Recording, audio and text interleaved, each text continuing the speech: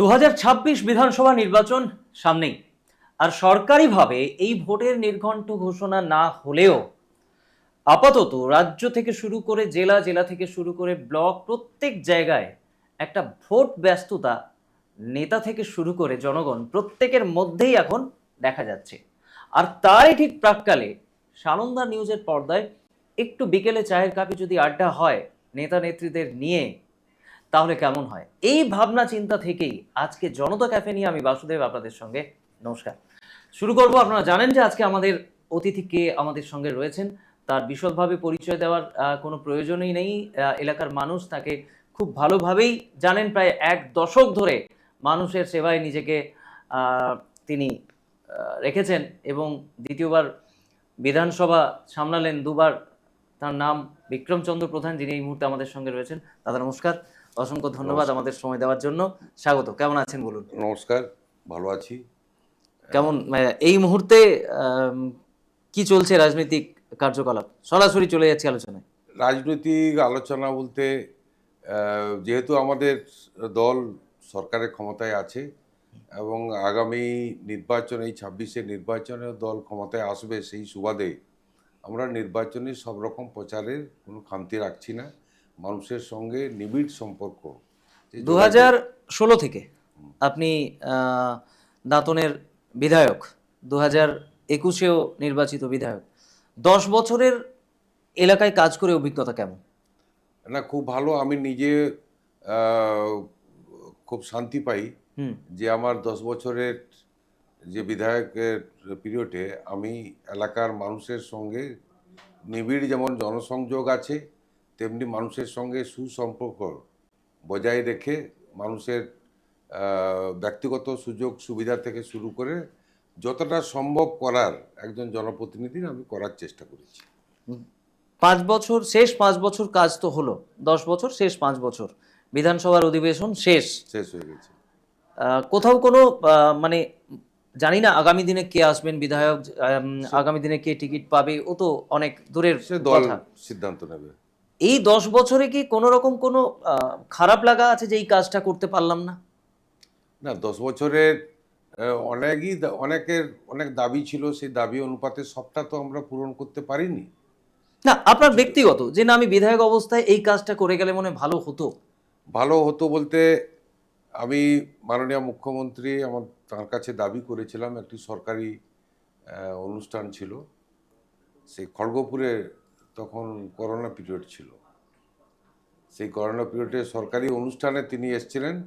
তিনি যখন আমাকে জানতে চাইলেন কি কাজের, আমার কি দাবি আছে, আমি দাবির ভিতরে আমি রেখেছিলাম যে দাঁতন, অবিভক্ত দাঁতন ব্লক ভাগ হওয়ার পরে দীর্ঘদিন কেটে গেছে। 3টি থানা আছে দাঁতন থানার উপর, আর 4টি থানা আছে বেলদা থানার উপর। একদম এমনি বেলদার উপরে একটু চাপ পড়ছে এবং দাঁতনের উপরেও চাপ পড়ছে, কারণ দাঁতন 1-এর 9টি অঞ্চল আর তার দাঁতন 2-3টি অঞ্চল, এইভাবে 12টি অঞ্চল।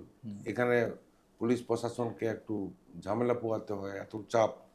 আমি সেই অর্থে বলেছিলাম যে একটি ফাঁড়ি আছে, সেই ফাঁড়িটাকে একটা পূর্ণাঙ্গ থানা হিসাবে করার দাবি আমি রেখেছি। এটা অনেকদিন আগেই, প্রায় 5 বছর হতে চললো, 5 বছরের বেশি হবে, কম নয়। হ্যাঁ, এই 5 বছর আমাদের এই 2021-এর পর থেকে। হ্যাঁ। তো এর ওই খবরও আমরা করেছি, আমাদেরও এতে ছিল। এবং আজকে সানন্দা নিউজের পর্দায় যখন আমরা এই আলোচনা করব বলে আপনি অতিথি, আপনার সাথে আলোচনা হবে বিস্তারিত, আমরা একটা হোয়াটসঅ্যাপ নাম্বার চালু করেছিলাম যেখানে অনেক প্রশ্ন আমরা করতে বলেছিলাম। প্রশ্ন নয়, এলাকার উন্নয়ন অনুন্নয়ন সব কিছু তুলে ধরতে বলেছিলাম, যদি আপনার কাছে কারোর কিছু প্রশ্ন থাকে। অনেক প্রশ্ন এসছে, কম করেও 200 থেকে 200-র বেশি প্রশ্ন ইতিমধ্যে আমাদের হোয়াটসঅ্যাপ নাম্বারে এসে পৌঁছেছে। আপনি যে কথা এই মাত্র বললেন যে যে আপনার না করে যাওয়া কিছু কাজের মধ্যে একটা ক্ষোভ নিজের মধ্যে আছে, এই প্রশ্ন অলরেডি আমাদের কাছে এসে হচ্ছে। হলে ভালো লাগতো আর কি। আমি দাবি করেছিলাম, মাননীয় মুখ্যমন্ত্রী আমাকে বলেছিলেন যে আমার মাথায় থাকলো এবং তিনি সঙ্গে সঙ্গে নোট করলেন। আগামী দিনে যদি আপনি দায়িত্বে আবার আসেন, তিনি না, সে দায়িত্বে এখন শুনুন, দল কাকে দায়িত্ব দিচ্ছে সেই ব্যাপারে আগাম কিছু বলবো না। এখন ঘটনা হচ্ছে তিনি নিজে বললেন আমার মাথায় থাকলো এটা, আমি নোট করে রাখছি আমার হাতে অর্থ এলে আমি এটা প্রয়োজন আছে। এটা উড়িষ্যার বর্ডার এলাকা, দাঁতনকে সামলাতে হয়, মোহনপুর সেদিকে আছে। অতএব এটা আমি করব, একটু সময় দিতে হবে আমাকে। একদম দাঁতন, তার কারণ হচ্ছে দাঁতন 1 নম্বর ব্লকের বর্ডার, এবং বর্ডার। মোহনপুর আপনার 13টা অঞ্চল নিয়ে আপনার বিধানসভা। বিধানসভা। দাঁতনের 1টা, আর দাঁতন 2-এর 7টা, আর ওখানে 5টা। আর মোহনপুরের 5টা। 7, 5, 12 এবং 1, 13। যেখানে আপনার থানা অবশ্যই প্রয়োজন, একটা পূর্ণাঙ্গ থানা প্রয়োজন। তিনি এটা স্বীকার করেছেন, তিনি বললেন যে এটা দরকার আছে বর্ডার এলাকা। অতএব আমার মাথায় থাকলো, আমার হাতে অর্থ এলে আমি নিশ্চয়ই এটা করব। ধন্যবাদ। একটা প্রশ্নের উত্তর আমরা আগে থেকেই পেলাম, যে প্রশ্ন আপনারা করেছিলেন আমাদের এবং আমার WhatsApp দৃঢ় নম্বরে। বিশ্বাস তিনি চতুর্থবারে এলে তিনি এটা নিশ্চয়ই তার স্মরণে থাকবে। চতুর্থবারে মমতা বন্দ্যোপাধ্যায় আসছেন, আপনি আশাবাদী? আশাবাদী, একদম আশাবাদী। আচ্ছা, একটু অন্য প্রশ্নে যাই। মানে কি কি কাজের নিরিখে বলছেন আশাবাদী? আমরা কিছুদিন আগেই দেখছি হুমায়ুন কবির এত জোরালো একটা বিরোধিতা করছেন, অনেকগুলো সিট উনি নেবেন বলছেন, মমতা বন্দ্যোপাধ্যায়কে একদম ধরাশায়ী করে দেবেন রাজনীতির মঞ্চে। অনেক রাজনৈতিক দল, ছোট ছোট দল তার সাথে যোগ দিতে চলেছেও বলছেন। আপনাদের কি বলবেন? আমি আজকে আপনার এই স্টুডিওতে বসে বলছি যে হুমায়ুন কবির যতই লম্পঝম্প করুক, একমাত্র সারা ভারতবর্ষে দল থেকে বেরিয়ে নতুন দল গড়ে নজির সৃষ্টি করেছেন তিনি হচ্ছেন মাননীয় মুখ্যমন্ত্রী, আমাদের নেত্রী। দ্বিতীয় নজির কি হুমায়ুন কবির হতে পারে না? হতে পারে না। আজকে কত নেত্রীর থেকে আজকে প্রণব মুখার্জি। আচ্ছা, আপনার কথার মাঝখানেই আমি শুধু একটা কথা যোগ করতে চাইছি। এই হুমায়ুন কবিরই কিন্তু মুর্শিদাবাদের রাজনৈতিক পট পরিবর্তনের একটা বড় ভূমিকা নিয়েছিলেন মমতা বন্দ্যোপাধ্যায়ের সময়। মানে এই এতে সেই জায়গায় দাঁড়িয়ে হুমায়ুন কবির আজকে যে কথা বলছেন সেগুলো কি পুরোপুরি উড়িয়ে দেওয়া যায়?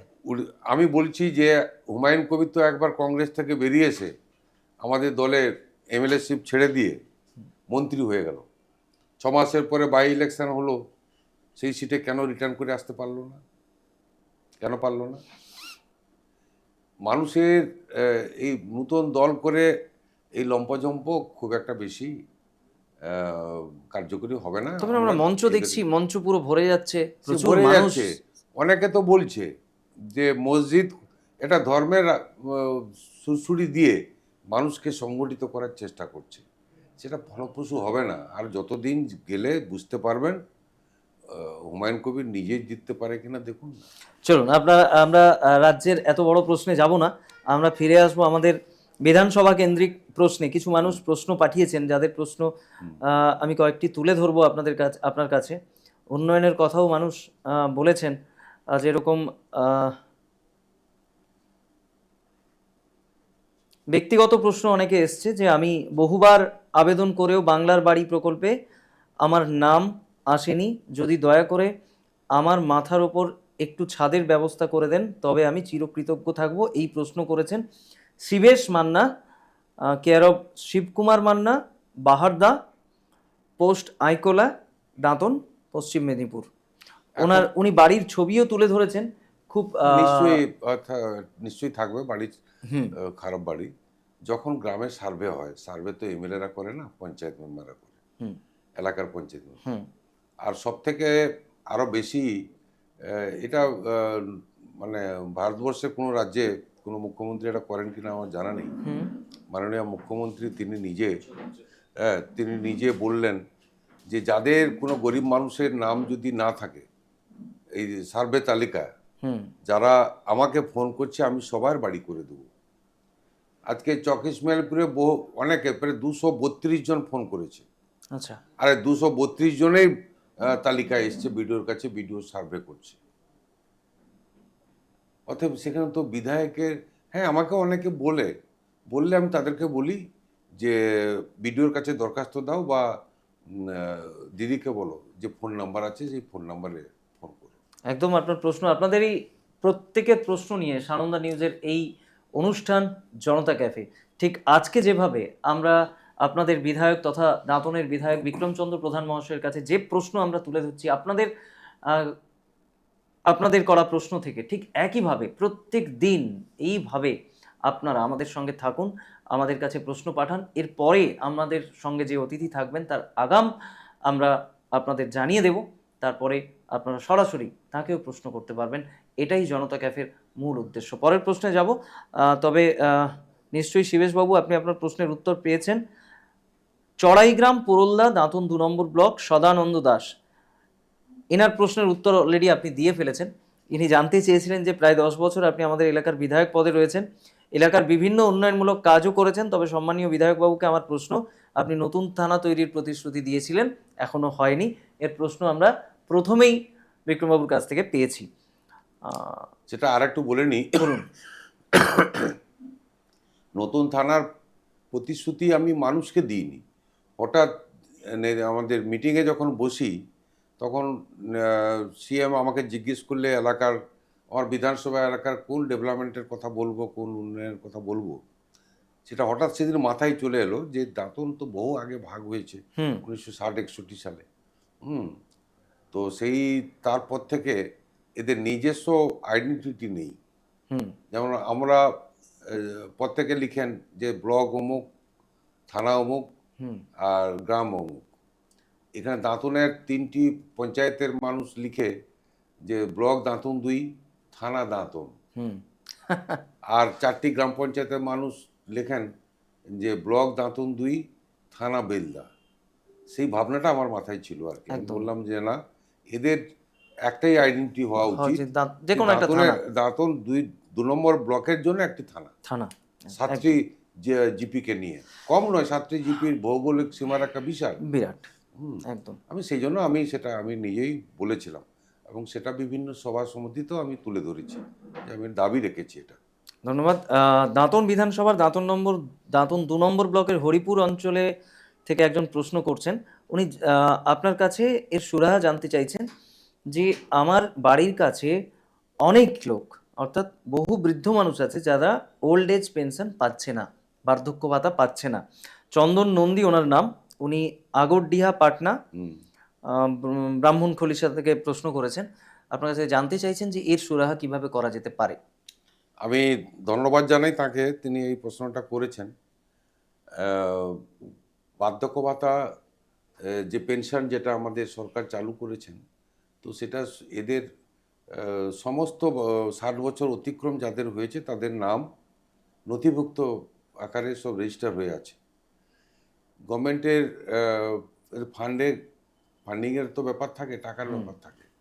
আজকে সবার জানা উচিত কেন্দ্রে যে সরকারটি আছে বাংলা বিদ্বেষী এবং বাংলা বিরোধী, এবং বাংলার যে পাওনাগন্ডার টাকা পয়সা তারা টোটালি জাম করে রেখেছে। আজকে 100 দিনের কাজের টাকাও বাংলা বঞ্চিত। লেবারের টাকা মানবিক মুখ্যমন্ত্রী নিজস্ব রাজস্ব থেকে লেবারের টাকা তিনি মিটিয়েছেন, এবং আরও তো মেটেরিয়ালসের টাকা বাকি আছে।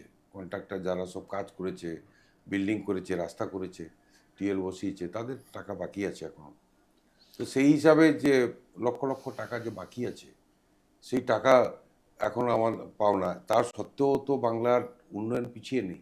আজকে পথশ্রী 4 1 2 3 4 5, এইবারে তো 20,000 কিলোমিটার রাস্তা পথশ্রী 4-এ তার সূচনা হয়ে গেল। কাজ চলছে, একদম দ্রুত গতিতে কাজ চলছে। তো আবার এই মানুষরা এই মুহূর্তে কোথায় যাবেন, কার কাছে যাবেন? এখন ভিডিওর কাছে তারা বলতে পারেন, কিন্তু ভিডিও একই কথা বলবে। আমি যেটা বলছি তিনিও তাই বলবেন যে তাদের রেজিস্টার হয়ে আছে, গভর্নমেন্ট টাকা ছাড়লে টাকা ব্যাংকে চলে যাবে। অবশ্যই আপনি আপনার প্রশ্নের উত্তর পেয়েছেন।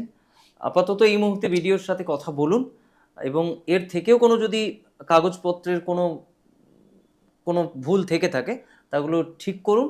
অন্যথায় আপনাদের বিধায়ক মহাশয় যে উত্তর দিলেন আপাতত এটাই। আরেকজন প্রশ্ন করেছেন বড় বাঘরা, ওনার দাঁতন বড় বাঘরা। উনি বলছেন যে আমাদের মমতা বন্দ্যোপাধ্যায় আসার পর রাজ্যে অনেক উন্নয়ন হয়েছে, আমাদের এলাকারও যথেষ্ট উন্নয়ন হয়েছে দাঁতনের বিধায়ক বিক্রমচন্দ্র প্রধানের হাত ধরে। চিকিৎসা ব্যবস্থাকে অনেকটাই মর্যাদা দিয়েছেন মমতা বন্দ্যোপাধ্যায়, উন্নত করেছেন।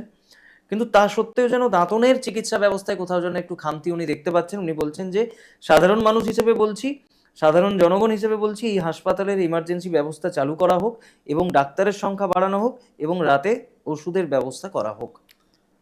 রাতে যিনি ওষুধের ব্যবস্থা মানে উনি বলতে চাইছেন যে এলাকার যে সমস্ত দোকানগুলো রাত্রি 10টা 11টার পরে বন্ধ হয়ে যায়, যারা ওষুধ দোকান করছেন তারা তো মানুষের জীবন নির্ভর করছে তাদের উপরেই। কখন কোন সময় একটা যদি জীবনদায়ী ওষুধের প্রয়োজন হয়, তাদের উপরেই আমাদের আস্থা রাখতে হয়। উনি বলছেন কিছু দোকানকে যদি রাতে খোলা রাখানো যায়, কি বলবেন? এখন শুনুন, খোলা রাখা মানে এটা তো মেদিনীপুরে দুই একটা চালু আছে, হুম। আগে তো বন্ধ ছিল। ছিল, হ্যাঁ। মানুষের দাবি এটা সঠিক, যিনি দাবি করেছেন সঠিক। আর ইমার্জেন্সি তো সবসময় খোলা আছে হাসপাতালে। হুম। ডাক্তারের উন্নত সংখ্যা, করার কথা বলছে। হ্যাঁ উন্নত, উন্নত একটি গ্রামীণ যেটা হাসপাতাল, হুম। যেটুকু হওয়ার সেটুকুই আছে। আর আমরা ঘরে ঘরে তো আর সুপার হাসপাতাল চাইতে পারি না। একদম। ডাক্তারের কথা যেটা বললেন, হ্যাঁ ডাক্তারের আছে এখানে একটা গাইনিক, যদি ডাক্তার থাকতেন তাহলে বহু গরিব মানুষের উপকার হতো, মায়েদের সিজার থেকে শুরু করে এটা। কিন্তু সেইগুলো সমস্ত ওটি রেডি হয়ে আছে।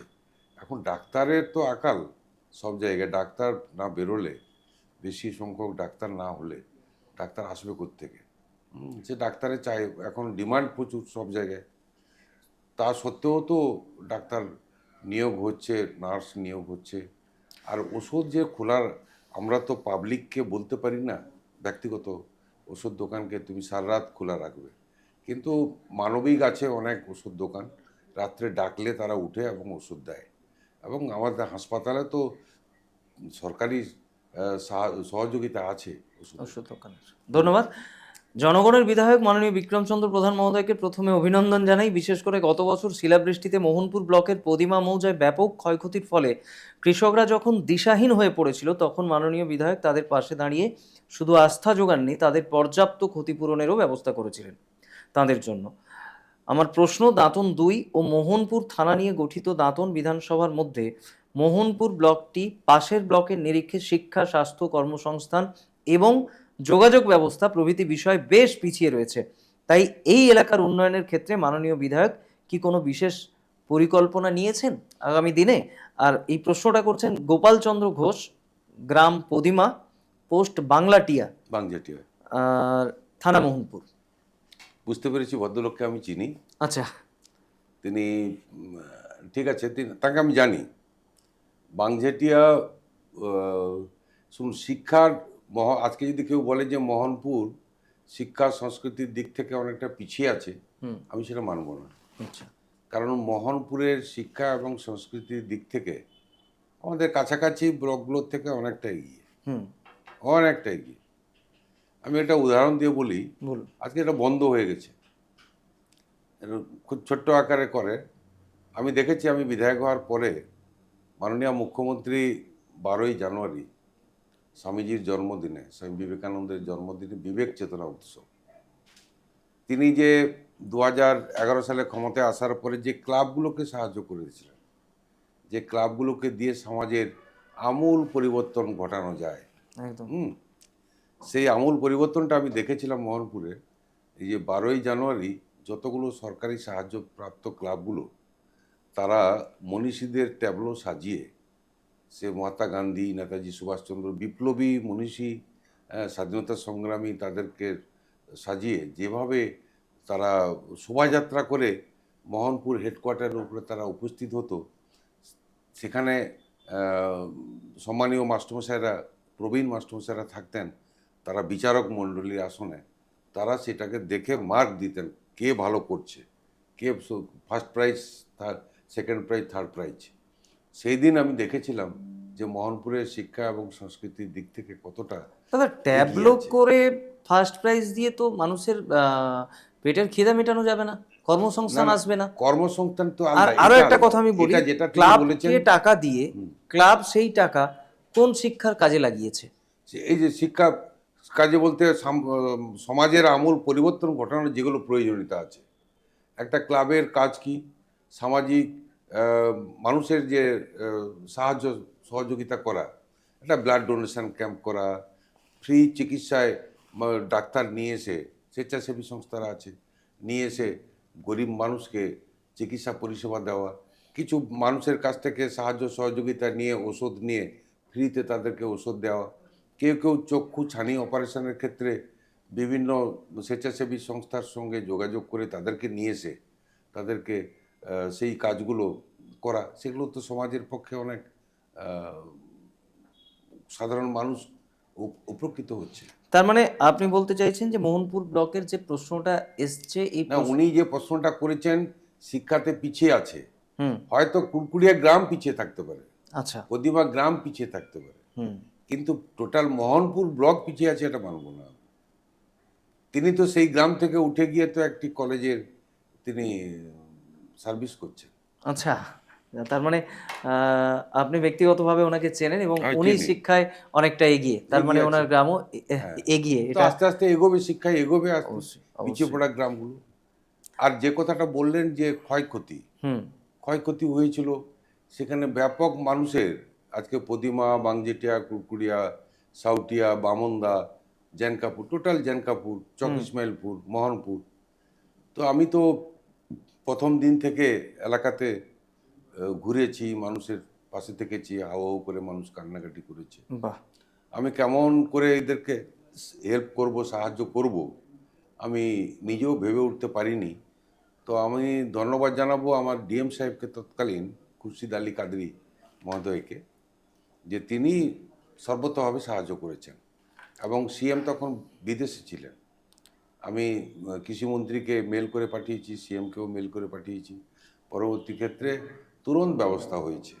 আমি ধন্যবাদ জানাবো মাননীয় মুখ্যমন্ত্রী। বাংলার শস্য বীমা প্রকল্পে তার ক্ষতিপূরণ, পশ্চিমবাংলার এই প্রথম বোরো চাষে আমরা 136 কোটি টাকা পেলাম, ওই শিলাবৃষ্টির সময় যেটা নিয়ে শিলাবৃষ্টির সময় এসেছিলেন। যে টাকাটা অনেকেই আপনার আপনাকে এই জন্য ধন্যবাদ জানিয়েছে। প্রচুর মেসেজেস আছে যেখানে আপনাকে এই শিলাবৃষ্টির ক্ষতিপূরণের টাকা এনে দেওয়ার জন্য ধন্যবাদ জানানো হয়েছে। ব্যক্তিগতভাবে অনেকে জানিয়েছেন। তবে কয়েকটা ছবি আমি দেখব, আপনাদের দেখাতে বলবো। আমাদের ব্যাকহ্যান্ডে যারা কাজ করছেন, সুদীপ্ত আছেন, জয়ন্ত আছেন, কিছু ছবি, প্রশ্নটা আমি বলছি। নেলদা বাজার থেকে অসুরা যাওয়ার রাস্তা, প্রায় 2 কিলোমিটার কাঁচা মাটির রাস্তা রয়েছে। বৃষ্টির সময় প্রায় 2,000 মানুষ গৃহবন্দী হয়ে পড়ে। তো এর কিছু ছবিও ওনারা পাঠিয়েছেন, বৃষ্টি হলে কেমন ওটা অবস্থা টেন্ডার হয়। হয়ে গেছে, হুম, টেন্ডার হয়েছে। টেন্ডার হয়েছে। যাই হোক, যদি ছবি দেখানো যায় সুদীপ্তকে আমি রিকোয়েস্ট করব। আমি জানি অসুরা যাওয়ার রাস্তা আমি জানি, একদম। টেন্ডার হয়েছে। তো এরপরে আরও অনেক কিছু ছবি ভিডিও আমাদের কাছে রয়েছে, আমরা তুলে ধরবো আমাদের আজকের অতিথির কাছে। তবে এই রাস্তাটা তাহলে আপনি ব্যক্তিগতভাবে জানেন আমি এবং জানি এটা এটা টেন্ডার হয়ে গেছে। টেন্ডার হয়েছে। তাহলে যিনি এই প্রশ্ন পাঠিয়েছিলেন মোহনপুর থেকে, নীলদা থেকে, তার উত্তর আপনি অবশ্যই পেয়েছেন। যে হ্যাঁ, এই মুহূর্তে ওই ছবি আমরা দেখছি, যেহেতু হোয়াটসঅ্যাপে পাঠানো ছবি, তাই আমাদের দর্শকদের কাছে আমরা ক্ষমা চাইবো যে এইভাবেই আমাদের আচ্ছা, দেখাতে হচ্ছে এই ছবিগুলো। এই রাস্তা বৃষ্টি হলে প্রায় 2,000 জল হয়ে মানুষ যায়। ক্ষতিগ্রস্ত হন, এইভাবে জল জমে যায়। তো যিনি পাঠিয়েছেন ওনাকে আমি বলবো অসংখ্য ধন্যবাদ এই ছবি পাঠানোর জন্য। না ঠিক, এবং আমি জানি আমি। হ্যাঁ, এবং এটা অলরেডি টেন্ডার হয়ে গেছে, বিধায়ক সাহেব যেভাবে জানালেন আমাদের, তাই এটা নিয়ে চিন্তা করার দরকার নেই, খুব তাড়াতাড়ি আপনাদের রাস্তা হবে, তাই তো? একদম, অসংখ্য ধন্যবাদ। এর পরের একটা ভিডিও রয়েছে, আমি চালাতে বলবো। তার আগে আমি আরও কয়েকটা প্রশ্ন আছে, আমি জিজ্ঞেস করে নেব।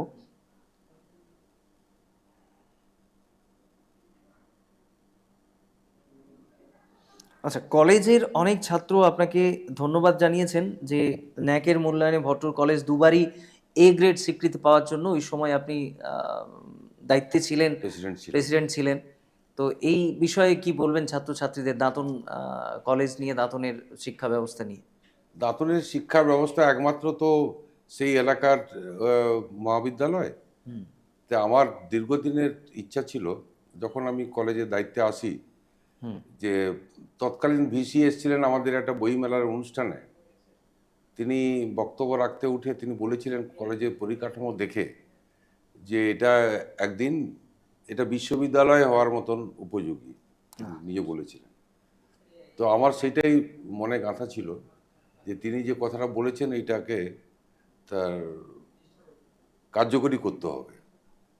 তো আমি দুবার যখন আমরা ন্যাকে এ গ্রেড পেলাম, তখনই আমি সিদ্ধান্ত নিলাম যে এটা বোর্ড মিটিং ডেকে আমাদের সিদ্ধান্ত নিতে হবে যে আমরা অটোনমাস করতে চাই।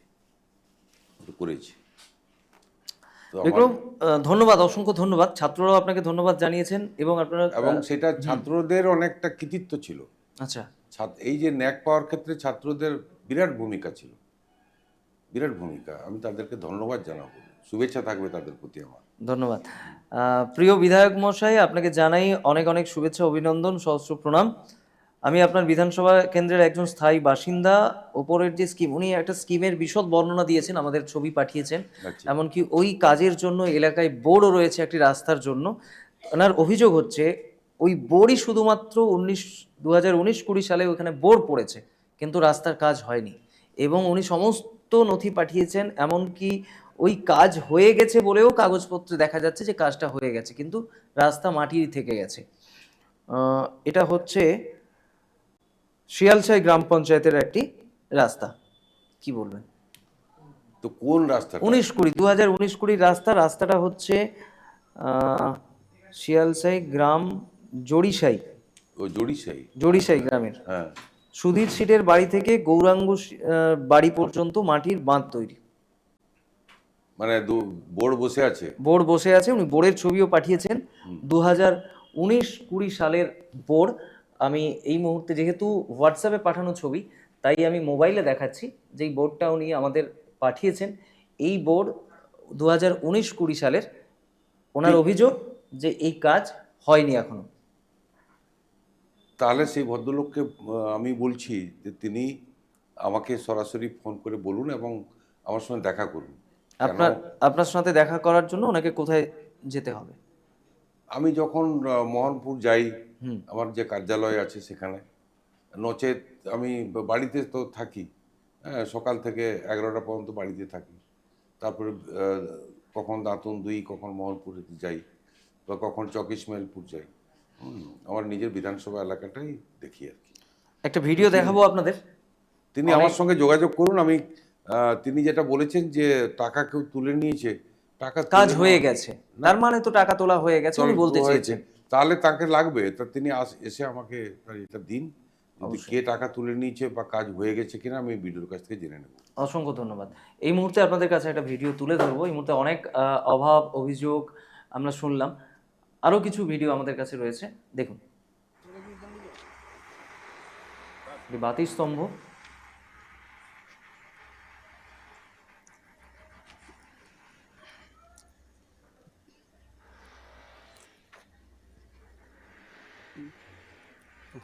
দাঁতন বিধানসভা কেন্দ্রের এমএলএ মহোদয় শ্রীযুত বিক্রমচন্দ্র প্রধান মহাশয়ের এমএলএ ফান্ড থেকে পাওয়া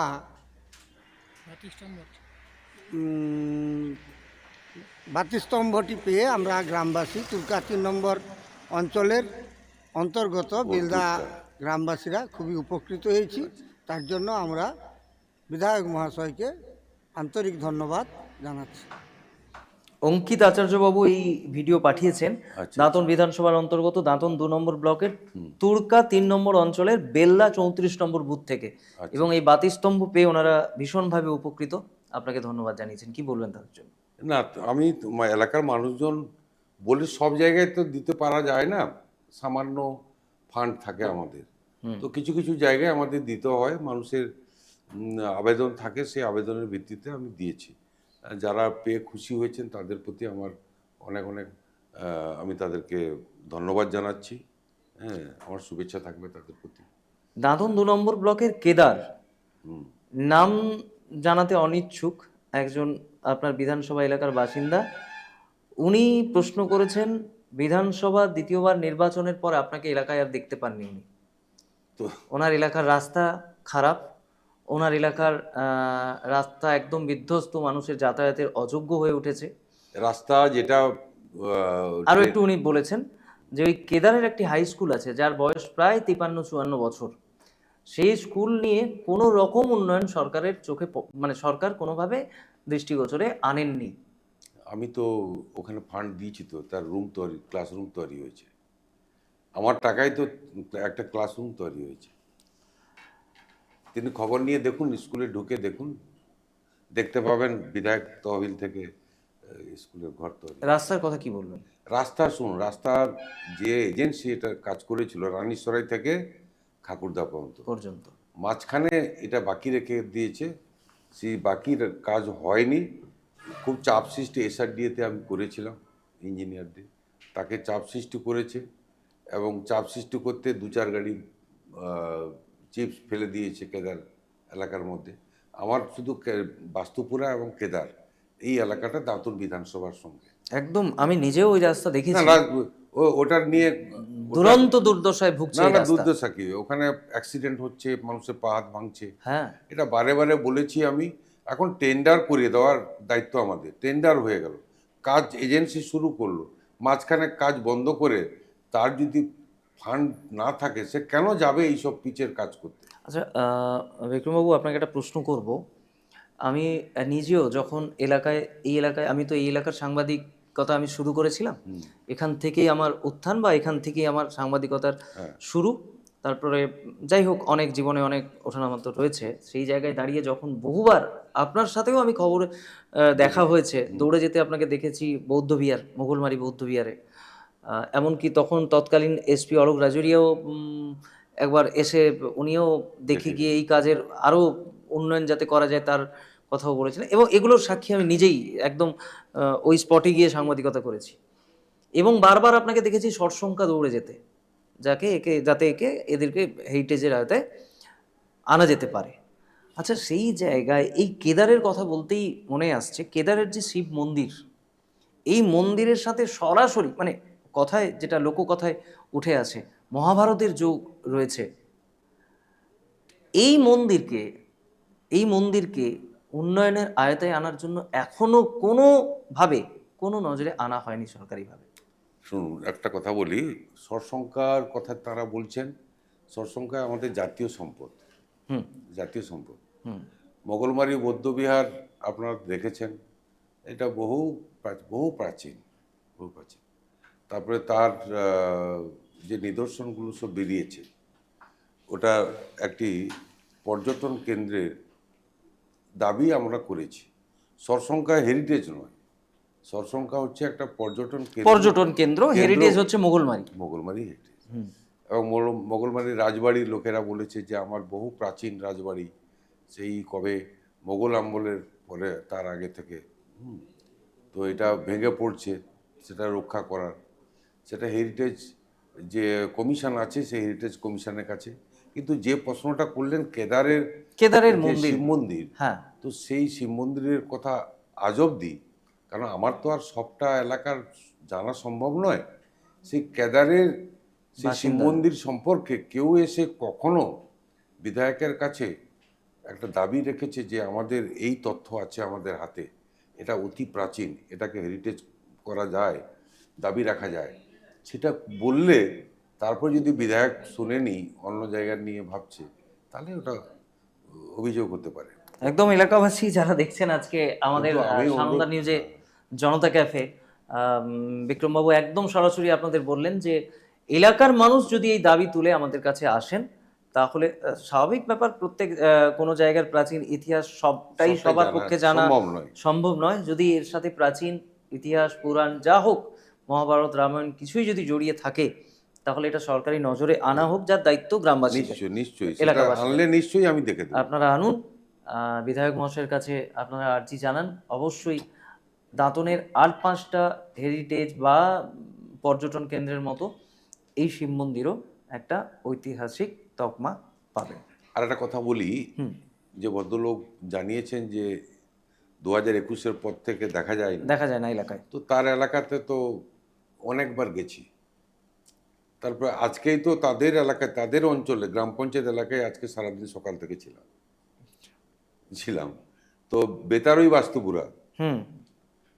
বাস্তুপুরা যে কাদা রাস্তা ছিল, খারাপ রাস্তা, ব্রিজ ভেঙে পড়েছিল, আজকে সেই ব্রিজ এবং ভালো পাকার রাস্তা আজকে RIDF থেকে তো আমরা করে দিয়েছি। সেই এলাকায় আমরা রাস্তা উদ্বোধন করেছি। শিলান্যাস অনুষ্ঠানে যেতে পারিনি, আমরা রাস্তা কমপ্লিট হতে আমরা সেটা করেছি। অসংখ্য ধন্যবাদ। এরপরে কিছু ছবি আমি তুলে ধরবো, যে ছবিগুলো এই মুহূর্তে আমাদের কাছে এসছে, এই ছবিগুলো একটু দেখবেন। প্রশ্নটা আমি সঙ্গে সঙ্গেই বলছি। আমরা 4 নম্বর দাঁতন 2 নম্বরের 4 নম্বর অঞ্চলের পাঠানপাড় ও দক্ষিণ 2 এলাকার বাসিন্দারা আপনার দপ্তরের সদয় দৃষ্টি আকর্ষণ করে বিনীতভাবে জানাচ্ছি যে সম্প্রতি সাবড়া দক্ষিণ মাদ্রাসা থেকে মক্তব আইসিডিএস পর্যন্ত একটি কংক্রিটের ড্রেন নির্মাণ হয়েছে। ড্রেন খোঁড়ার সময় উত্তোলিত মাটি রাত 2:30টা নাগাদ জেসিবি ও ট্রাক্টরের সাহায্যে অন্যত্র সরিয়ে নেওয়া হয়। পরদিন আমরা সাবড়া গ্রাম পঞ্চায়েত প্রধান মীর সুরাজ মহাশয়কে বিষয়টি জানালে তিনি জানান রাস্তার মাটি রাখলে যাতায়াতের সমস্যা হবে, সেই কারণে মাটি সরানো হয়েছে এবং পরে ড্রেনের পাশে পূরণের কাজে ব্যবহৃত হবে। কিন্তু প্রশ্ন উঠছে, ড্রেনটি কি প্রকৃতভাবে ইঞ্জিনিয়ার দ্বারা পরিদর্শিত হয়েছে? বর্তমানে দেখা যাচ্ছে জলের স্বাভাবিক প্রবাহ যেদিকে হওয়ার কথা তার উল্টো দিকে হচ্ছে, ফলে জল আটকে থাকছে। এতে ড্রেনে বিষাক্ত পোকামাকড়ের উৎপন্ন হচ্ছে এবং এলাকার মানুষের মধ্যে স্বাস্থ্যের সমস্যা দেখা দিচ্ছে। এটা ওনারা বিএমওইচকেও কপি করেছেন এবং রুরাল হেলথ সেন্টারেও কপি করেছেন, জানিয়েছেন। কি বলবেন স্যার? এটা তো তারা যখন জানিয়েছেন নিশ্চয়ই আমি খবর নেব, আর ওরা লোকাল বিডিওর কাছে ওরা বলুক যে ড্রেনের যদি সমস্যা থাকে তাহলে তার সে সমাধান করা যাবে। আর আমিও বিডিও সাহেবের সঙ্গে নিশ্চয়ই এটা নিয়ে একটা প্রশ্ন ওনারা কিন্তু ওই লেখায় বলেছে, এটা কি সঠিকভাবে ইঞ্জিনিয়ারকে পরিদর্শন করিয়ে করানো হয়েছে? এই বিষয়টাও কিন্তু সেটা তো গোচরে আনা দরকার। সেটা গোচরে আনবে তারা। কেন, যেহেতু ওনারা প্রশ্ন করছেন যে ড্রেনের প্রবাহ যেদিকে যাওয়ার কথা তার উল্টো দিকে আসছে, তার মানে কোথাও না কোথাও একটা খামতি তো রয়েছে। যদি ভুল থাকে তাহলে সেটা ইঞ্জিনিয়াররা বলতে পারবে কে এস্টিমেটটা বানিয়েছিল, কিভাবে বানিয়েছিল। জলটা উপর থেকে তো নিচে যাবে, নিচ থেকে তো আর উপরে যাবে যাবে না। না। তো সেটার ব্যাপার দেখার দায়িত্ব পঞ্চায়েতেরও থাকে।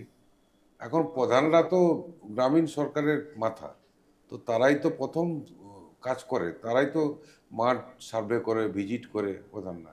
মেম্বাররা তো শুধু এমনি খাতায় সই করার জন্য নয়, তাকে দাঁড়িয়ে থেকে কাজ করাতে হয়, তবে কি জনপ্রতিনিধি। একদম অনেক প্রশ্ন আজকে আমরা তুলে ধরলাম মাননীয় বিধায়ক বিক্রম চন্দ্র প্রধানের কাছে, বিক্রমদার কাছে। অনেক প্রশ্নের প্রত্যেক প্রশ্নের উনি যথাযথ উত্তর দিয়েছেন। তো এ তো গেল বিগত 10 বছরের কাজের নিরিখে কোথায় কাজ হয়েছে, কোথায় কাজ হয়নি, কোথাও মানুষ খুব আনন্দিত, কোথাও মানুষের ক্ষোভ। বিভিন্নভাবে প্রত্যেক রাজনৈতিক দলে, প্রত্যেক রাজনৈতিক নেতার প্রত্যেক কাজের জায়গায় এই সম্বন্ধে অনেক কিছু ক্ষোভ বিক্ষোভ থাকে, আবার অনেকে ধন্যবাদও জানান। এগুলো থাকবেই, যারা কাজ করে কাজের মধ্যে থাকলে কাজের খারাপ ভালো বা কাজ করা না করা অনেক কিছু রয়েছে। আর একটা প্রশ্ন রয়েছে, আমি জানাবো। আমাদের বিধায়ক মাননীয় বিক্রমচন্দ্র প্রধান মহাশয়কে নমস্কার জানাই। আমি অনিমেষ দাস, দাঁতন 2 নম্বর ব্লকের হরিপুর গ্রাম পঞ্চায়েতের রেলা গ্রামের অধিবাসী। আমাদের একটা রাস্তা রেলা শিব মন্দির থেকে রেলা সুস্বাস্থ্য কেন্দ্র পর্যন্ত রাস্তাটি অনেক আগে ঢালাই হয়েছিল, কিন্তু রাস্তাটির পাশে অনেকগুলো পুকুর রয়েছে। এটা পুকুরের ব্র্যাকেটে লেখা রয়েছে স্বপন দাসের বাড়ির। গার্ডওয়াল না থাকায় পুরো রাস্তা খেয়ে পুকুরে পড়ে যাওয়ার উপক্রম। এই বিষয়ে প্রশাসনিক স্তরে আবেদন করার পরও এখনও সেরকম কোনো ব্যবস্থা হয়নি। বর্তমানে এই গুরুত্বপূর্ণ রাস্তা দিয়ে স্বাস্থ্যকেন্দ্রে বহু মানুষ যান, যে কোনো মুহূর্তে বিপদ ঘটে যেতে পারে। এর অনুসন্ধান করে অবিলম্বে এর ব্যবস্থা গ্রহণ করলে বা তার জন্য দৃষ্টি আকর্ষণ করছি। যে প্রশ্নটা অত্যন্ত খুব সুন্দর প্রশ্ন করেছেন। এটা তো মানুষ তো প্রতিদিন যাতায়াত করছেন, তারা সেটা দিয়ে উপলব্ধি করছেন যে রাস্তা হয়ে গেছে আমাদের পাকা রাস্তা, কিন্তু পুকুর লোকের থেকে গেছে। গ্রামে গঞ্জে এত ব্যাপক পুকুর থাকে তো সেই পুকুরের গার্ডওয়াল না দিলে তো হবেই হবে। তো গার্ডওয়ালটা আগে আমরা ব্যাপক দেওয়ার ব্যবস্থা হয়েছিল যখন এনার্জির প্রকল্প ছিল। এনার্জির মাধ্যমে প্রচুর গার্ডওয়াল হয়েছে, করে দিয়েছি, ব্যাপক হয়েছে বিভিন্ন সব জায়গায়, তো আমাদের এতে নয়। তো কিন্তু এবারে আমি বলবো যে আমাদের পাড়া আমাদের সমাধানে 10 লক্ষ টাকা করে যে প্রতি সংসদ এলাকার জন্য বরাদ্দ মাননীয় মুখ্যমন্ত্রী দিয়েছিলেন, যে একটি যুগান্তকারী সিদ্ধান্ত তিনি ঘোষণা করেছিলেন, তো তাতে তো আপনারা ধরে নিতে পারতেন, তাতে তো আপনারা ধরতে পারতেন যে আমার গাড়োয়ালটা ধরে দেওয়া হোক, কারণ সেটা তো ইন জেনারেল সমস্ত মানুষের উপরেই ছেড়ে দেওয়া হয়েছিল। আপনারা নিজেরা বলবেন, আপনারা সেই সভাতে হাজির হবেন, সেই সভাতে হাজির হয়ে আপনার কথাটাকে গুরুত্ব দিবে সভা। এটা তো আচ্ছা, এই যে প্রকল্প, এর তো সবার উপরে ছিলেন এলাকার বিধায়ক। না, সবার উপরে বিধায়ক দায়িত্বে ছিল না, ওখানে দায়িত্বে সাধারণ মানুষ। সাধারণ মানুষ, বিধায়ক ইনভলভ ছিলেন। হ্যাঁ, আমি সব আচ্ছা, জায়গায় যে তো, এলাকার কথা বলা হচ্ছে, এই এলাকায় কি এই সংসদীয় কোনো মিটিং হয়েছিল? হ্যাঁ সব জায়গায় মিটিং হয়েছে। আমি হয়তো সব জায়গায় যেতে পারিনি, আমি হরিপুর অঞ্চলে 3-4টা জায়গায় আমি গেছি, আর বাকিরা তারা নিজেরা করেছেন। আর অন্যান্য সাবড়া অঞ্চলে আচ্ছা, এই মুহূর্তে ওনাকে কি উত্তর দেওয়া যেতে পারে? এটা তিনি সে সময় করলে, কারণ মাননীয় মুখ্যমন্ত্রী ঘোষণা করেছিলেন যে এই 10 লক্ষ টাকায় কোনো গাড়োয়াল করতে পারেন, ছোট ছোট রাস্তা, হুম। আর কোথাও লাইট, হাইমাস লাইট আছে, সে লাইটটা নষ্ট হয়ে গেছে সেটা সারাতে পারেন, বা কোথাও নতুন লাইট আপনারা দিতে পারেন, হাইমাস লাইট দিতে পারেন। এই ছোট কাজ আর কি এগুলো। আর গাড়োয়ালটা তো এমনি কোর্ট থেকে তো নিষেধাজ্ঞা আছে যে পাকার গাড়োয়াল করা যাবে না, ও পাইলিং করে আপনাকে করতে হবে। তো সেই জায়গায় যদি তার সেরকম প্রয়োজনীয়তা আছে, আমি অনুরোধ করব বিডিও সাহেবের কাছে একটা আবেদন করুক যে এই রাস্তাটা নষ্ট হয়ে যাচ্ছে, যে এবং সেটা কত মিটার, তাহলে বিভিন্ন ফান্ড এলে আমরা বের নিশ্চয়ই করে সেটা দেওয়ার করে দেওয়ার ব্যবস্থা ব্যবস্থা করুন। করব। অসংখ্য ধন্যবাদ। তো যে কথায় আমি আসছিলাম, এতক্ষণ পর্যন্ত কাজের নিরিখে আমাদের কথাবার্তা হলো। কোথায় কাজের কিছু খামতি রয়েছে, কোথাও আবার কাজ খুব সুন্দর হয়েছে, এটা থাকবেই। এবার একটু রাজনৈতিক কথাবার্তায় আসি এলাকা নিয়ে। বেশিক্ষণ নয়, আমাদের সময়সীমা একদম। আজকে প্রথম পর্বে জনতা ক্যাফে শুরু করতে আমরা দেরি করেছি, তার জন্য আমাদের দর্শক বন্ধুদের কাছে আমরা সত্যিকারেই দুঃখিত। আগামী দিনে যাতে এটা একদম সময় দুপুর 2:30টাতেই শুরু করতে পারি। তবে আপনাদের বলে দিই, এই অনুষ্ঠান আমাদের প্রত্যেক শুক্রবার দুপুর 2:30টায় আপনারা দেখতে পাবেন। বিভিন্ন দিন বিভিন্ন মানুষের সাথে আমরা কথা বলবো। আজকে একটু দেরি হওয়ার জন্য আমরা দুঃখিত। তো আমাদের অনুষ্ঠানের সময়সীমা প্রায় শেষ। তার আগে কিছু মুহূর্তের জন্য আমি কিছু রাজনৈতিক প্রশ্ন, যেহেতু একজন রাজনৈতিক ব্যক্তিত্ব, এমএলএর কাছাকাছি রাজনৈতিক নেতৃত্ব একজন আমাদের কাছে আছেন, তো কিছু রাজনৈতিক প্রশ্ন তো প্রয়োজন। দাদা, আপনার এলাকায় 3টে ব্লক, মানে 3টে ব্লক সভাপতিকে নিয়ে, 3জন ব্লক সভাপতিকে নিয়ে আপনাকে কাজ করতে হয়। খুব সম্ভবত, আমি যদি ভুল না বলছি, মোহনপুরের ব্লক সভাপতি মানিক মাইতি, দাঁতন 2 নম্বরের ব্লক সভাপতি শেখ ইফতিকার আলী, এবং দাঁতন 1-এর ব্লক সভাপতি খুব সম্ভবত মণিশঙ্কর মিশ্র। আপনার কাছের সভাপতিকে? সভাপতিকে আমার কাছে সেটা নয়, দল যাকে সভাপতি করেছে। না, আপনার ভালোবাসার সভাপতিকে? না না, ভালোবাসার এখানে নেই, সবার সঙ্গে আমার সম্পর্ক আছে, এবং সভাপতিকে দিয়ে তো আর ইয়ে হয় না, কারণ আমি নিজে হাতে সংগঠন গড়েছি, আমি মানুষের সঙ্গে নিবিড় জনসংযোগ আমার আছে, অতএব আমার কোথাও কোনো অসুবিধা হয় না, মানে প্রত্যেকে কাছে নিয়ে কাজ করছেন। কাজ করি। আচ্ছা, আরেকটা প্রশ্ন করি। যদি আপনি বলছেন যে আমি সভাপতিদের দিয়ে নিয়ে নিয়ে তো আর বিধানসভার কাজ হয় না, কাজ বিধায়ককে করতে হয়, মানুষের সঙ্গে আপনার নিবিড় সম্পর্ক। আচ্ছা, 2016 বিধানসভায় আপনার যে জয়ের যে অঙ্কটা, প্রায় 25,000-এর ওপরের ভোট। 29,000। 25,000 ওপরে, ওরে 29,000। বলছি 28,000 সামথিং, 29,000 ভোট। 29,000। 2021-এ গিয়ে ওই সংখ্যাটা অনেকটাই নিচে নেমে আসে, অনেকটা। অনেকটাই, মানে একদম লক্ষণীয় এটা। এর কারণ কি এর ছিল?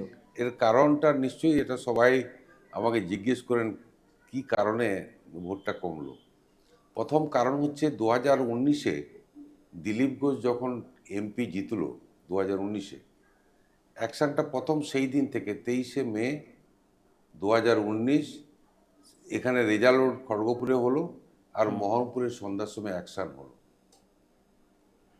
সিপিএমরা তারা রাতারাতি বিজেপি হয়ে যে সন্ত্রাসটা করে দিল, 18টা সিট পেয়ে গেছে, যে সন্ত্রাস মোহনপুরে 5টি অঞ্চল ধূলিসাৎ করে দিল, ঘরছাড়া মানুষ, এবং চক ইসমাইলপুরে কুসমি থেকে, বারদা থেকে শুরু করে আজকে নিমপুর থেকে শুরু করে বরঙ্গি, এগুলোকে একদম ধূলিসাৎ করে দিয়েছিল। কুসমি একটা মার্ডারও হয়ে গেল শেষ পর্যন্ত এইটার জন্য। তো সেই কারণে মানুষ দিশেহারা, তখন আমরা তাদেরকে প্রোটেকশন দিতে পারিনি। কাকে প্রোটেকশন? না তৃণমূল কংগ্রেস কর্মীদের। আমার সরকার, আমাদের পুলিশ প্রশাসন, আমাদের পঞ্চায়েত, আমাদের জেলা পরিষদ, তা সত্ত্বেও আমার তৃণমূল কংগ্রেস কর্মীরা জরিমানা দিচ্ছে হাজার হাজার লক্ষ লক্ষ টাকা। তারা ঘর ছাড়া হচ্ছে। কিছু লোক তো চাষ করতে পারলো না, কিছু লোককে মেরে তো তার পা হাত ভেঙে হাসপাতালে পাঠিয়ে দিল। পুলিশ প্রশাসন নির্বাক দর্শক হয়ে গেল সেই মুহূর্তে জানি না কি কারণে। এইবারে মানুষ ভেবে নিল যদি আমার সরকার থাকাকালীন আমরা নির্বাচনে জিতিয়েও আমরা তার প্রোটেকশন পাইনি, আর তখন চতুর্দিকে রবরব মানে একদম রমরমিয়ে প্রচার চলছে যে মমতা বন্দ্যোপাধ্যায় চলে গেলেন, তৃণমূল চলে গেল, বিজেপি ক্ষমতায় এই চলে আসবে। তখন মানুষ হতাশ হলো, যদি আমরা আমাদের বুথকে জিতিয়ে দিই, তৃণমূলকে ভোট দিই, তাহলে তৃণমূল সরকারে থাকাকালীন আমি নিরাপদ ছিলাম না। তাহলে যদি আমার বুথ জিতে আর বিজেপি সরকার গঠন হয়, আর এখানে যদি তৃণমূলকে আমরা ভোট দিয়ে জিতিয়ে দিই, তাহলে আমরা আর গ্রামে থাকতে পারবো না। মানে কিছু মানুষ ভুল চিন্তা ভাবনার শিকার হয়েছেন। এটা চিন্তাভাবনার শিকার, তারা হতাশ হয়ে গেছে। তাদের পরিবারের ভোট তখন ভাগাভাগি হয়ে গেছে। আচ্ছা, ওই জায়গা থেকে কতটা ফিরিয়ে আনতে পেরেছেন মানুষজন? এখন তো সম্পূর্ণভাবে লোকসভা নির্বাচন 2024-এ দেখতে পেলেন না? তাহলে মোহনপুর ব্লকে এখনো কিন্তু তৃণমূলের গোষ্ঠীদ্বন্দ্ব রয়েছে। শিয়ালসাই গ্রামের কিছু ঘটনা আমাদের চোখে একদম আঙুল দিয়ে দেখিয়ে দিচ্ছে। বলছি আজকে আরো একটা কথা বলি। আচ্ছা, ধরুন আপনি আপনার এমএলএ পদের বলে মোহনপুরে আপনি ওখানকার ব্লক সভাপতি হয়েছিলেন কিছুদিনের জন্য, কিছু মাসের জন্য। তারপরে ওখানে আবার পরিবর্তন করে মাইতি হয়েছেন। আচ্ছা, তারপরেই এসছে গোষ্ঠীদ্বন্দ্বটা, এর কারণটা কি? গোষ্ঠীদ্বন্দ্ব সেটা সব রাজনৈতিক দলের সব জায়গায় আছে। এখন আমরা গোষ্ঠীদ্বন্দ্বের ঊর্ধ্বে তৃণমূল কংগ্রেসটাকে দেখি। মমতা বন্দ্যোপাধ্যায় আমাদের নেত্রী, অভিষেক বন্দ্যোপাধ্যায় আমাদের লিডার, সেটাকে মান্যতা দিয়ে আমরা হাঁটি। আজকের দিনে যদি ভোট হয়, আজকের দিনেই যদি এমএলএর টিকিট বিক্রম প্রধান পান, আজকের দিনে ভোট হলে তার রেজাল্ট দাঁতন বিধানসভায় কি হবে? না সে যেই দাঁড়াক না কেন, না আমি একদম ভোটের নিরিখে যাচ্ছি না। আমি বলছি আজকে যে 2021-এর যে দাঁড়াবে, হ্যাঁ, যে দাঁড়ালে দাঁতন বিধানসভায় জিতবে। কত লিড পাবে? না এবারে আপনার 10-এর কাছাকাছি তো যাবে। তাহলে এখনো কিছু মানুষকে ফেরানো সম্ভব হয়নি। আপনার প্রথম বিধানসভায় আসার যে রেজাল্ট, সেই থেকে যে মানুষ আপনি বলছেন আজকে 29 থেকে 10, তার মানে 19,000 মানুষ কোথায় গেল? না সেটা তো বিভিন্ন জনে ছড়িয়ে আছে না, বিভিন্ন রাজনৈতিক দলে। সব মানুষকে তো এককালীন আপনি নিয়ে আসতে পারবেন না, এটা কখনোই সম্ভব নয়। তারপরে মমতা বন্দ্যোপাধ্যায়ের যে উন্নয়ন, গ্রাম বিকাশের যে অগ্রগতি, রাস্তা থেকে শুরু করে, এটা তো মানতে হবে মানুষকে যে রাস্তা, ব্যাপক রাস্তা সব জায়গায় আমরা করেছি। আজকে মোহনপুরে একটা বড় রাস্তা হচ্ছে 3টি গ্রাম পঞ্চায়েতকে যুক্ত করে, সেটা কাজ দ্রুত গতিতে চলছে। কলেজ, ছেলেমেয়েরা কলেজে আসবে, সেই রাস্তা তৈরি হচ্ছে। আগে অনেকটা ঘুরে তাকে আসতে হতো, এখন আর ঘুরে আসতে হবে না, ডাইরেক্ট চলে আসবে। তো সেই রাস্তার নিশ্চয়ই আপনারা গিয়ে খবর নিয়ে দেখবেন কত ভালো কাজ হচ্ছে ওখানে। আচ্ছা, আমি মানে বিশেষ অনুরোধে আরও একটা প্রশ্ন আমাকে ব্যাকহ্যান্ড থেকে পাঠানো হয়েছে, যেটা আমাকে করতেই হবে। বিধায়ক মহাশয়ের নিকট আমার প্রশ্ন, আপনার বিধানসভা এলাকার মোহনপুর ব্লকের সামসারা গ্রাম 146 নম্বর বুথের সাধারণ মানুষেরা সরাসরি মুখ্যমন্ত্রীর নম্বরে যোগাযোগ করে তাদের কিছু রাস্তার বেহাল দশার কথা তুলে ধরেছিলেন। উক্ত রাস্তাগুলো জেলা পরিষদ থেকে অনুমোদন হতে গিয়েছিল শোনা যায়, কিন্তু বর্তমানে কিছু মানুষ প্রচার করছেন উক্ত এলাকার রাস্তাগুলো আপনাদের বিধায়ক মহাশয় বাতিল করে দিয়েছেন এবং তিনি দাঁতন ব্লকের কিছু রাস্তা অনুমোদন করিয়ে এনেছেন। উক্ত কথাগুলো সঠিক না অপপ্রচার চালানো হচ্ছে আপনার নামে, জানতে চাইছি। এগুলো মিথ্যা কথা, এসে অপপ্রচার করা হচ্ছে। আমি মোহনপুরের রাস্তা বাতিল, দুটো এলাকারই তো বিধায়ক আপনি, এক জায়গায় বাতিল করে অন্য জায়গায় আনার প্রশ্ন আসছে কেন? না ব্যাপক রাস্তা তো এসআরডিএফ থেকে আরআইডিএফ থেকে পাস করে দেওয়া হয়েছে। তারপরে ব্যাপক রাস্তা তো পথশ্রী 4-এ এসছে, পথশ্রী 1, 2, 3, 4-এ এসছে। তবে যিনি এই প্রশ্ন করেছিলেন তিনি যদি ঠিক কথা বলছেন, তিনি যদি এই রাস্তাগুলোর নাম বলতেন, যে এই আমাকে- রাস্তাগুলোকে বাতিল করে না না, এই আমি রাস্তাগুলো আমি করানো হয়েছে। আপনার মাধ্যমে ওনাকে অনুরোধ করছি, হুম। তিনি যদি উপযুক্ত তথ্য প্রমাণ দিয়ে তিনি আমার সঙ্গে দেখা করেন এবং আমাকে বলেন যে এই রাস্তাগুলো আপনি এখানে বলে এটা ক্যান্সেল করেছেন, হ্যাঁ, আমি রাজনীতি ছেড়ে দেবো। এত বড় কথা আমরা পেলাম আজকে সরাসরি বিক্রম বাবুর মুখ থেকে, যে উনি যদি প্রমাণ করতে পারেন দুর্নীতির কথা, তাহলে উনি রাজনীতি ছেড়ে দেবেন। যাই হোক, অনেক আলোচনা হলো, প্রায় অনেকক্ষণই আমরা চায়ের কাপে আড্ডা দিলাম আজকের আমাদের অতিথির সঙ্গে। আগামী দিনে আরো অনেক অতিথিদের নিয়ে আমরা আপনাদের সাথে আসবো। তবে বিক্রমবাবুকে কাছে জানতে চাইবো যে যেটা- বিধানসভাবাসীর কাছে আপনার হুম। সামনেই ভোট, নির্ঘণ্ট ঘোষণা যদিও সরকারিভাবে হয়নি, কিন্তু আমরা আন্দাজ করতে পারি বেশি সময় বাকি নেই, আর ভোটের সময় বাকি নেই, বাকি নেই, 15 দিন দিনের 15-র মধ্যে ভোট ঘোষণা হবে। তো এই মুহূর্তে আপনার এলাকার জনগণের জন্য আপনি কি বলবেন? আমি আমাদের দাঁতন 219 দাঁতন বিধানসভা এলাকার নির্বাচক মণ্ডলীর কাছে আমার আবেদন থাকবে যে মাননীয় মুখ্যমন্ত্রী যেভাবে এই 3বার মানে 2011 থেকে 2026 যেভাবে তিনি মানুষকে পরিষেবা দিয়েছেন, অনেক বাধা বিপত্তি থাকা সত্ত্বেও, আমি অনুরোধ করব সবাইকে যে আজকে মাননীয় মুখ্যমন্ত্রীকে যেন চতুর্থবারে আমরা বাংলার মুখ্যমন্ত্রী হিসাবে দেখতে পাই, তার জন্য আমি সমস্ত নির্বাচক মণ্ডলীর কাছে অনুরোধ রাখছি। অসংখ্য ধন্যবাদ। যদি আরেকটা কথা থেকে গেল, যেটা হ্যাঁ বলুন। বলছিলেন যে বলছিল যে আজকে এটা এই যে সরসংখ্যা এবং মোগলমালি বৌদ্ধবিহারের কথা, হ্যাঁ, এবং তার কাছাকাছি কেদার শিব কেদারের কথা, মন্দির। সেটা আমি বলেছি যে সরসংখ্যা, এটা তো বললাম না, এটা জাতীয় সম্পদ, আমাদের দেশের সম্পদ ওটা। তো মাননীয় মুখ্যমন্ত্রী তিনি না হলে 2011-তে 2014-তে এটা সংস্কার হতো না। আজকে সেটা মজে গেছিল একদম মাননীয় মুখ্যমন্ত্রীর উদ্যোগে, এবং তৎকালীন মন্ত্রী ছিলেন অধ্যাপক ডক্টর সৌমেন মহাপাত্র। তিনি বারবার এসে এটা করেছেন, আমিও চাপ সৃষ্টি করেছিলাম, তখন বিধায়ক আমি হইনি, আমি একটা ব্লকের একটা সভাপতি ছিলাম। মাননীয় মুখ্যমন্ত্রীকে সেই সুযোগটা হয়েছিল বেলদাতে একটা সরকারি অনুষ্ঠানে, আমার আর সূর্যর উপস্থিতি সেখানে, তিনি ডেকে নিয়েছিলেন সেই মঞ্চে, নাহলে তো আমাদের যাওয়ার কথা ছিল না। বেলদার এইখানে বাইপাসে যেটা হয়েছিল ওই দ্বিতীয়বার নির্বাচনের পরে, যেখানে ওই বিডিও অফিস এবং হাইওয়ের মাঝখানের জায়গা, সেখানটা হয়েছিল। তো সেখানটায় আমি এই সরসংখ্যার কথাটা মাননীয় মুখ্যমন্ত্রীকে বলেছিলাম, আর তার মাথায় সেটা ছিল, তিনি পানাগড়ে সেটা ঘোষণা করেছিলেন সংস্কার, সেটা হয়েছে। কিন্তু এর যে পুরনো তথ্য, পুরনো কাহিনী, সেগুলো তো মুখে বললে হবে না, তথ্য জোগাড় করতে লাগবে। যারা এটা প্রশ্ন করছেন, আমি অনুরোধ করব তাদেরকে আমার সঙ্গে যোগাযোগ করতে। প্রয়োজন এমএলএ থাকি আর না থাকি, হেরিটেজ কমিশন, তিনি মোগলমারি বৌদ্ধবিহার রাজবাড়ি, মনোহরপুর রাজবাড়ি এসেছিলেন। তো তাদের সঙ্গে যোগাযোগ আছে আমার, নিশ্চয়ই আমি সেখানে চিঠি করে দেবো, যেটা চিঠি হবে ডিএম এর মাধ্যমে, তারা যোগাযোগ করুন, আমি নিশ্চয়ই যোগাযোগ করব। অসংখ্য ধন্যবাদ।